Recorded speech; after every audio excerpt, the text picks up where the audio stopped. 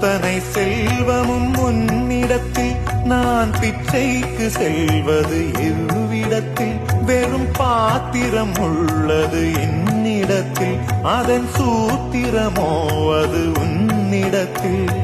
ஒரு முறையா இருமுறையா பல முறை பல பிறப்பெடுக்க வைத்தாய் புதுவினையா பழவினையா கணம் கணம் தினம் என்னை குடிக்க வைத்தாய் பொருளுக்கு அலைந்திடும் பொருளற்ற வாழ்க்கையும் துரத்துதே உன் அருள் அருள் அருள் என்று அலைகின்ற மனம் இன்று பிதற்றுதே அருள் விழியால் நோக்குவாய்